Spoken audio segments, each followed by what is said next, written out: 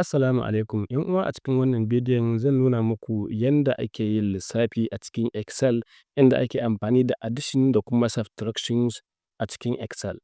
Waɗannan functions ne da ake amfani da su a cikin Excel domin ka yi lissafi, ka yi calculation na result ɗinka da kake da shi, ko dai result ɗinka na ɗalibai ne kamar wannan table ɗin da muka yi creating, ko kuma result ɗinka ne na kasuwa, ka yi lissafin kana so ka haɗa kuɗin kaya, ka gane kuɗin wancan ya yake, ko kuma ka haɗa kuɗin wancan kayan da kuɗin wancan sai su baka total ɗinsu gaba ɗaya.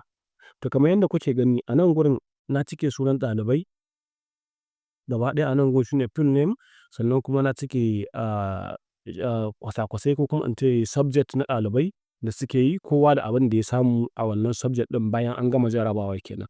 To yanzu ina so in gano kowa me ya samu in aka haɗa total ɗinsa, wanda shine zai bani ainihin result ɗin ɗalibai baki ɗaya. Amma a nan gurin zan koya maka amfani da yanda ake amfani da addition a farko. Menene amfanin addition a cikin Excel? Addition ana amfani da shi ne wajen haɗa abubuwa ɗaya ko biyu ko zuwa uku a cikin Excel. Zan baka misali, ina so in gano makin Fahad Umar Ishaq, ina so in gano makinsa na English a haɗa shi da na Maths, sannan a haɗa shi da na Chemistry, in ga guda nawa maki nawa ya samu gaba ɗaya. A cikin kwasa-kwasai guda ɗaya, biyu, uku, huɗu, biyar, shida, a cikin kwasa-kwasai ko kuma subject guda shida da Fahad ya yi jarabawa a kansu, ina so in gano total maki na kwasa-kwasai uku ne kacal, wanda sun haɗa da English da kuma Mathematics sai kuma Chemistry, wanda shi ina so in gano total makin da ya samu a waɗannan kwasa-kwasai guda uku. Ya za a yi ne wannan aikin? Shi ne zan yi amfani da addition formula. Ya za a yi ne amfani da addition, sorry ba formula, duk ɗaya, addition functions ko? Ok, to idan duk lokacin da kake so ka yi lissafi a cikin Excel, dole sai ka sa equals to. Wannan ita ce equals to kamar yadda kuke gani. Ita ake rubuta a ko'ina, ko da biro za ka yi rubutu, ko a calculator ne ko a mene ne, wannan dai shi ne signing na equals to. To a cikin kwamfutan kama a cikin keyboard ɗinka akwai signing na equals to. Idan na sa equals to, sai na zo na yi column range ɗin da nake so na haɗa da. Ma'ana ina so in gano yanzu ɗalibi na Fahad me ya samu a English, sai in zo in ce T2, wanda shi ne C2 da kuke gani, za ku ga gashi nan na column C ga kuma 2 a column. Ɓangaren row ina ɓangaren C ne, sannan kuma C ɗin kuma 2, sorry, ina row 2 kenan. A ɓangaren column kuma ina column C, wanda shi ne za ka gane inda lissafin fa yake. Don haka za ku ga ya nuna min cewa a nan gurin ya bani cewa C2. Ga C ɗin nan amma kuma a row number 2 take. Ina fatan kun gane. Ok, kar ka ɓata lokaci a kan wannan abu, ba wani abu bane mai wahala. Kawai ka natsu, ka kwantar da hankalinka, ka koyi abin yanda ya kamata. Idan ka yi haka sai ka zo ka nemo alamar plus, sai ka danna ta. Sai ka zo ka ƙara danna D2 shi kuma, shi ne wannan kenan ko? D2, wanda shi ne Mathematics kenan. Sai yanzu in ƙara danna alamar plus, sai in zo kuma in danna, na ce da Chemistry in ke so in haɗa, zai zama G2 kenan, sai in zo setting Chemistry in taɓa makin da nake so in haɗa. As simple as easy, kawai sai ka danna enter.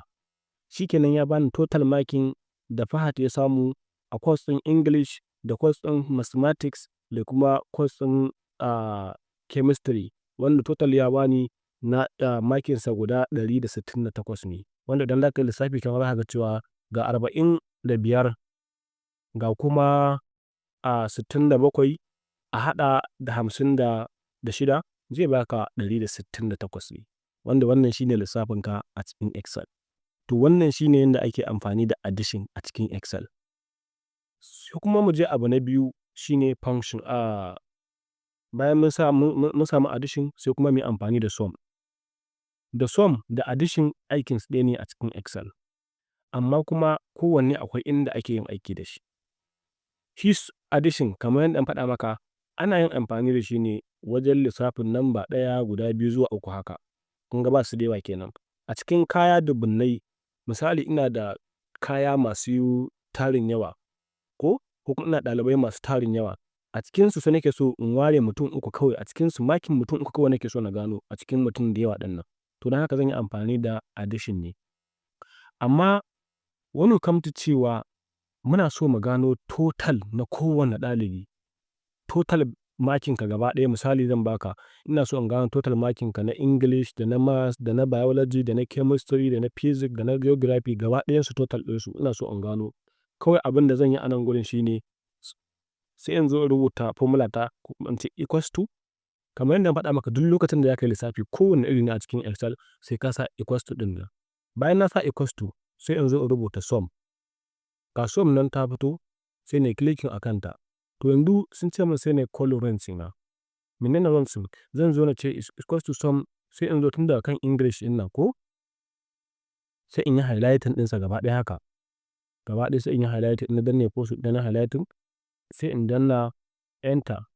Kun ga ya min total ɗin wannan row ɗin na part, makin part gaba ɗaya tun daga English, Mathematics, Biology, Physics, Chemistry da kuma Geography total makinsa gaba ɗaya 374 ne. Saɓanin guda ukun da muka yi lissafi a baya sun nuna mana cewa guda 168 muka samu. To kun ga yanzu total makinsa na kwasa-kwasai ko kuma in ce subject guda shidan nan ya samu maki 364. To abin da zan yi yanzu a nan gurin shi kenan ba wai sai na ɓata lokacina wajen kowane ɗalibi sai na samo makinsa a nan ba. In na ce zan yi haka ai zan ɓata lokaci da yawa. Kowa sai na rubuta masa formula? Ina Excel za su sauwaƙe maka wannan aikin. A cikin Excel as simple as easy kawai abin da za ka yi shine ka zo nan gurin. Daga ƙasan wannan total ɗin da ka samu za ka ga wata alama nan a ƙasa da ɗan baƙi ina taɓa ta za ku ga alamar koso ina canza. Kawai sai ka zo kanta sai ka danne koso ɗinka na left click kenan sai ka janyo ƙasa haka. Sai ka janyo ƙasa har zuwa ƙarshen table ɗinka. Shi kenan zai min summing ɗin kowane row da kuma kowane makin kowane ɗalibi. Kun gani? Ga shi nan ya samar mana da total makin na Fahad, ga total ɗin makin na Muhammad Umar, ga total maki na kowa za ka ga a nan gun zan gane total maki na kowane ɗalibi cikin sauƙi ba tare da wahala ba. Excel tana da matuƙar sauƙi idan ka tsaya ka mai da hankali a kanta. Kuma za ta yi matuƙar taimaka maka wajen sauri da sauƙaƙa lissafi cikin aminci. Yanzu zan zo wannan row ɗin shi ma ko kuma in ce zan zo wannan shi ma zan mai da shi ya zama ya shiga cikin tables. Ok yanzu as simple as easy na samar da total na kowane ɗalibi a cikin wannan lissafi namu na wannan tables ɗin na ɗalibai. To wannan shi kenan yanda za ka yi ka samar da total a cikin makinka na kowane ɗalibi ko kuma kowane irin kasuwanci kake so ka yi a cikin Excel. Sai mun haɗu a bidiyo na gaba domin ci gaba da darasinmu.